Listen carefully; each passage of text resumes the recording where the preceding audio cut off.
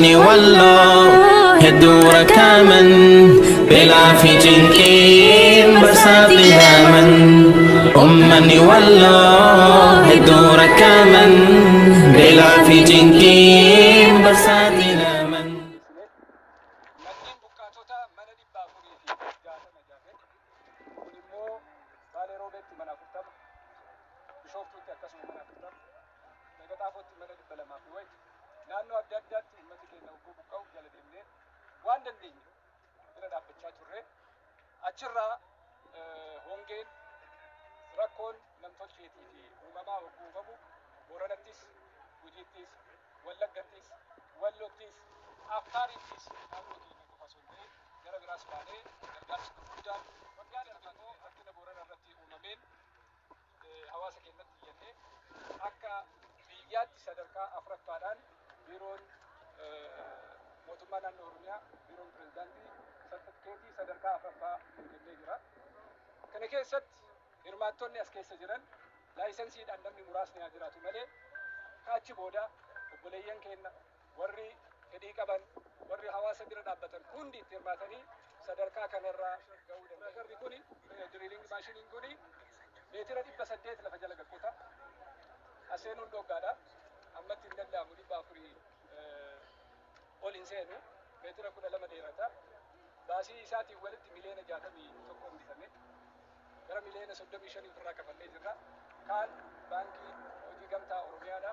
Obbo Darbileen kallattiidhaan hunda isaatu sirrii kafalanii malee nuusa isaarraa kafallee ka hafees bilisaan dhalarraa bilisaan haga waggaa jahan kadhannee akka kafallu tajaajila sanii kennanii akkuma egereetti tajaajilli kennaa jiru naannoo Wallaggaatti yeroo sadaffaa jira. Guyyaa boruu immoo kan naannoo Wallaggaa deemu jira. Ammaaf egereen sadarkaa kanarra jira. Warroonni egereen maaliin jechuu barbaadan immoo waajjira dhuftanii professionals afaan taanee dhiyaata. Gargaarsi kun guutuun immoo kan dhufu hawaasa Oromoo irraayi. Kiisii uummata Oromoo irraayi. Kana keessa akka fakkeenyaatti nama as jiru tokko nu kenna. Asumarraa jechaadha.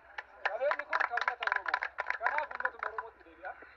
Warri biyya alaa, warri Awurooppaa, warri Ameerikaa, warri Afrikaa, gaafa Booranaas hundi isaaniitu wal ga'anii yaada kana fidanii gargaarsa godhaa jirra.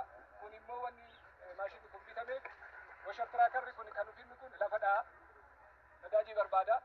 Akkana deemuu irra bakkuma san dhaabbannee maaf bishaan hawaasa kanaan baafuu kan jedhu irraa maashina kana finne ammaaf garuu gargaarsi walloo deemu makiinaa Isuuzii kuntaala 60 qabatu makiinaa 50. Kuni abbaa 20 Oromoo 30tti dabalamee seenaa hawaasni keenya hundi keessanuu baga dhuftanii baga argitanii asirraan kanarre Ustaaz Kaamilii fi Ustaaz Raayyaa yaada dabalanii roobni illee jalqabaa jira. Galatoomii yaadi daballu jiru gara sagantaa satumaraatti deemna. Wanti hunduu ka'ee jira. Midhaan amma argatan kun Isuuzuun as dhaabbatu amma Isuuzuu baay'een as jira kan karaarra jiru jira.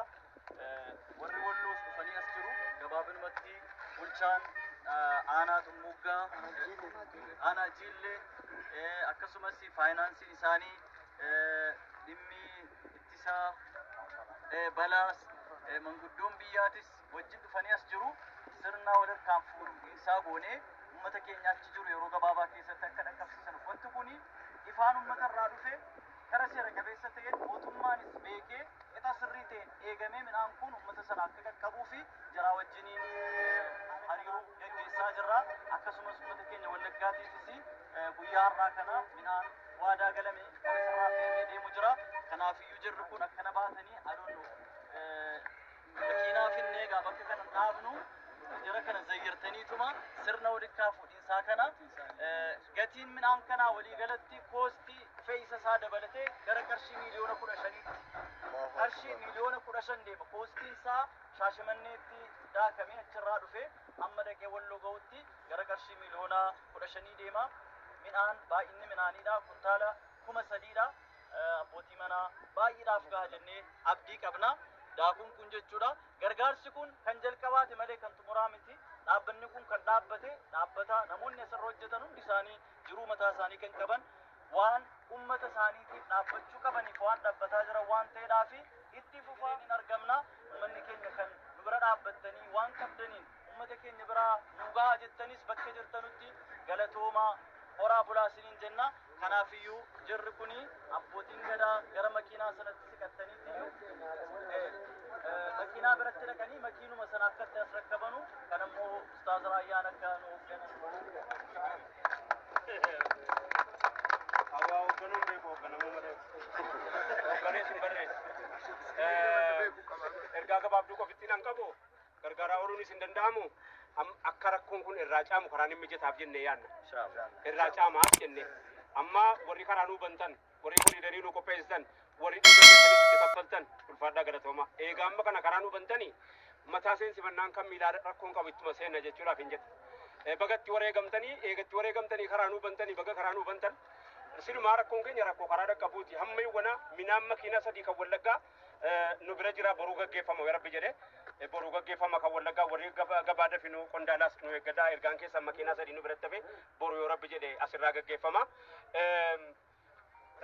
Hospitaala jarri dhufee Adaamaatti yeroo gabaabaa keessatti warri waadaanuu seentan jarra akka obsaa Ameerikaanii ijoollee bahar argeerra. Baankotiin tokko kan maqaan hin jedhanii nutu isin bira dhaabbannetti hospitaala achitti qopheessan warri nuun jettan godni boolli nama dura seeneef ifaa waan jedhaniif jecha warri bakka kanatti irra nuu gaariidha jedhanii qopheessatanii afidanu isinis warri nu dhagaa jirtan hundi isaanii amma yoomitti baannee finnee Adaamaatti wallaanaan oollu yeroon akkana jedhu rukutamuu yeroo hunda qooda isaaniitti mitiidhaan jiru. Ulfatu jira bakka itti deessuun qabdu. Ilmoo baannee karaa deemuus danda'an jirru. Wallo akka wallootti yoo rabbi jedhee gara fuulduraattis hospitaalli jaraasi gurra waan nu mana bubuucaa baganuu qajeelchitan warri bulchiinsa qaamni bulchiinsa naannoo walloo jirtan warri amma dhuftanii nurkaa fuuchuu dhuftan baga nagaan dhuftanii jechuudha qofaa fi ergaaniin dhaammachuu fedhu hanganaa rooba dhufaa jira silaa aji aloonas jiranii kunoo roozaanis as jirti. Ergaa kun ayye. Irratti dabalataani warra miidhamee Adaamaa jiru hunda isaanii baasii isaanii akkaawuntii isaanii irratti warra miidhame galchinee fi jirre akkaawuntii isaanii irratti akkan waan barbaachisan dabali way bin jedhe achi booda baasii isaanii guutumaan hunda isaa kallattiidhaan galchinee jirra sunis achirratti beekamu akka kanatti nu beeka immoo sa'a barbaadetti dhufee yaalamuu hin danda'a koostiin nurra jira jecha bakka itti yaalamtu qabdaa cabbi jedhaan jirru immoo ka cabdeen immoo wallaan nan jenne mata akkana ijoollee keenya keessaa nama tokko asuu ijoollee keenya rozaas maama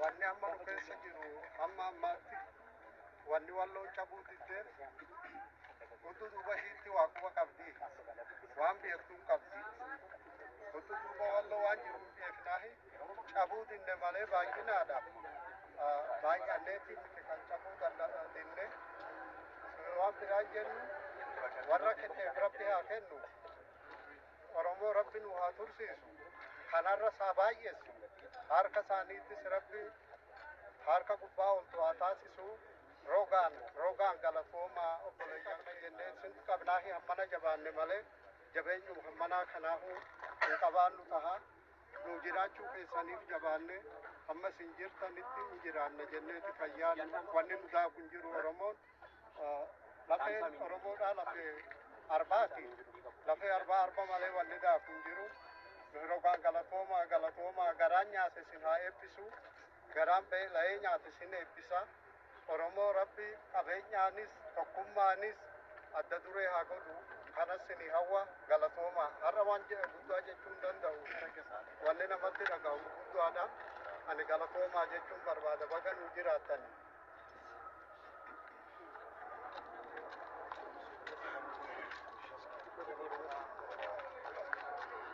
Galatoomaa jiraadha ulfaadha waan inni wetan jamaanaa jillerraahi ummata walloo keessaa damee tokko ani baay'ee wanni amma gootan isa hospitaala jirurraa qabee inni amma dabalate wanni ammaa gootan baay'ee gaariidha ummanni walloo misila jedhamu maqaanis seenanis garuu waan juu barbaadu alhamdulillah baga jiraattanii nuyi kana caalaa waan isiirraa barbaannu kana itti dabalu waan isin tuqin waan kana itti dabaluu barbaannu ummanni walloo kan aanaa jiillee kan ganda lamarraa sadirraa buqqe araddaa sattiin deebiin jira.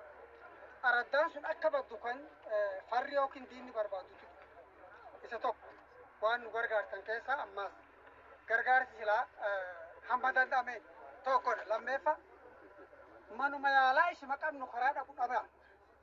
Karaa dhaqu dhabaan naannoo nuu gadi ummata humnaan nuu gadi keessan kadhannee gara keessan dhufutti odoo karaan calqabamcha takka achi garuma zoonii keenyaa nu baate aana fi godinni walanqateet miilan gaalan gaan godhan diin gamta kana ta'eef obboleeyyan kaa Oromoon akka jettu qabu afaan Oromooti namni hoggattii beelee dureessatti dheessaa jira hoggattii roorrifame immoo hayyuu beekatti dheessaa jira hoggaa miidhame jagnatti dheessaa jira hoggaa baddu gamta kana ta'eef nu hubadhaa nu hordofaadha nuhis baga isin jiraattanii armarraa amma achi diriiruun keenya isiniif lammii faacitii miti ummata walloodhaa kan afaan isaa wallaalee aadaa isaa wallaalee kunuunfatutti jiru harka irraan gattanii yoo nu jabeessitan baay'ee isin jaalanna kanaan duudhaamsi kiyyaa galatoomaa.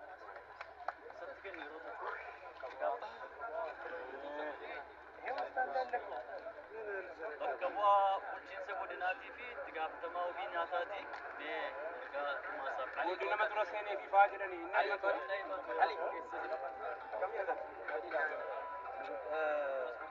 Said Finance Ali Deran Said Muhammad Ansar Nabat Jana Jirru Warrachi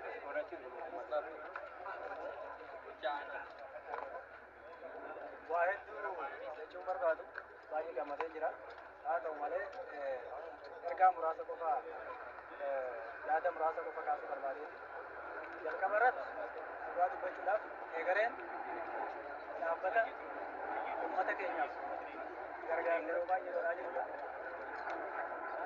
Guyyaa har'aa dhaabbatni eegaree uummata keenyaaf waa guduunfee haala gaarii kanaan simatee asitti akka wal geenyu godhee jira.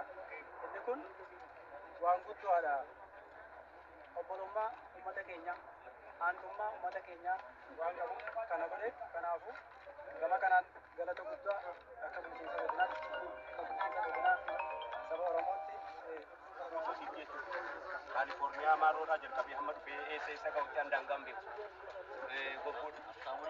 Abdaamuu lamuu beeka abdaamuun isinitti abdaamuu lamuu beeka.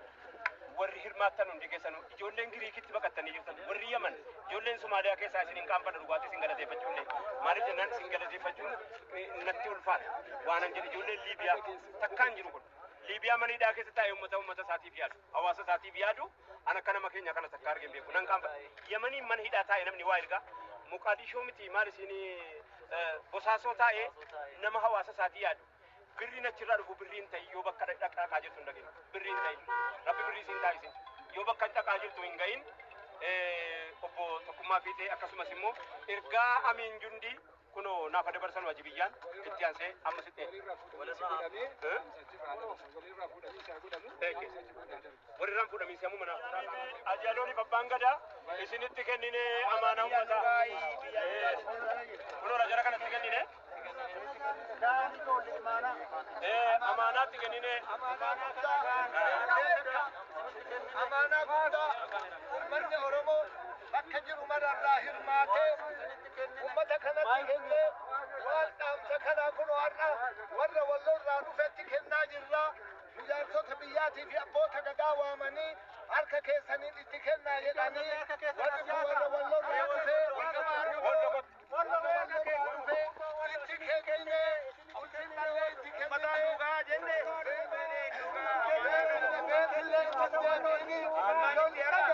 beesillee ittiin deebiin ijoollee ittiin deebiin aanillee hin baafnaaf jaalallee hin ijaarnaaf warri horii asitti kennitan duniyaa fi akiraallee rabbi isin haa turu horii keessattu bakka kana ga'ee rabbi isin haa turu makiinaa guddaa lafa qotu kanallee isin tubite inni walirraa fuudha kunaasoo giddi kunooti kunoo kunaasoo giddi kunooti